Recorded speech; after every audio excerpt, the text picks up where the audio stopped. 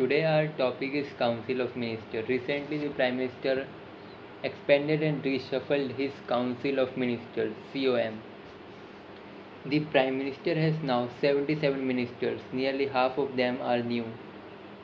Its key points about Article 74 of the Constitution deals with the status of the Council of Ministers, while Article 75 deals with the appointment, tenure, responsibility, qualifications, oath, and salaries and allowances of the ministers.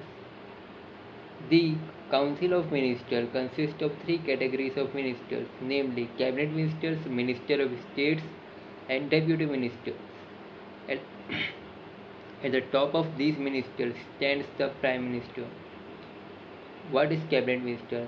These head the important ministries of central government like Home, Defense, Finance, External Affairs, and so forth.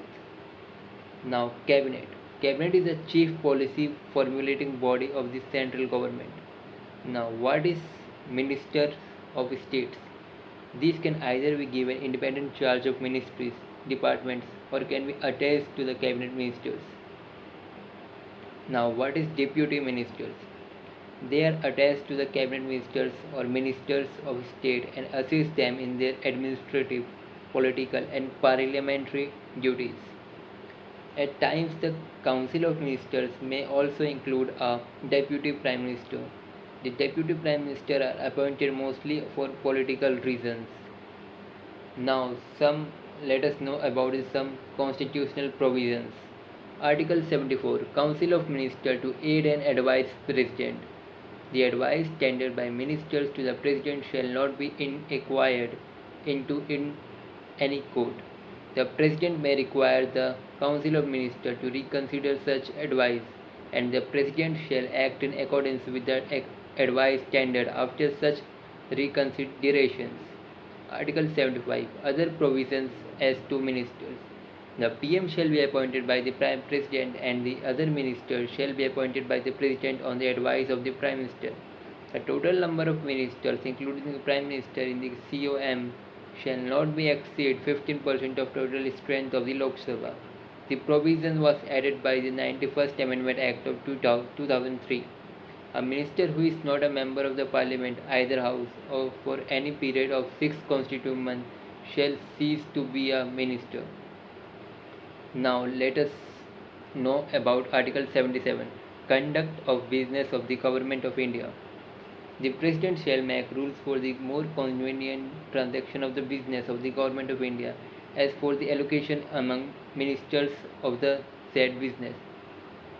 Article 78 Duties of Prime Minister to communicate to the Prime President all decisions of the Council of Ministers relating to the administration of the affairs of the Union and proposal for legislations. Article 88 Rights of Ministers as respect the Houses. Every minister shall have the right to speak and take part in proceedings of either House, any joint sitting of the Houses, and any committee of the Parliament of which he may be named a member, but he shall not be entitled to vote. Responsibility of ministers. Collective responsibility. Article 75 clearly states that the Council of Ministers is collectively responsible to the Lok Sabha. This means that all the ministers own joint responsibility to the Lok Sabha for all their acts of omission and commissions. Some individual responsibility. Article 75 also contains the principle of individual responsibility. It states that the minister hold office during the pleasure of the president, which means that the president can remove a minister even at a time when the council of ministers enjoys the confidence of the Lok Sabha. However, the president removes the ministers only on the advice of prime minister. Council of Ministers in states. The Council of Ministers in the state is constituted and functions in the same way as the Council of Ministers at the center. Article 163 COM to aid and advise governor, and Article 164 other provisions as to ministers.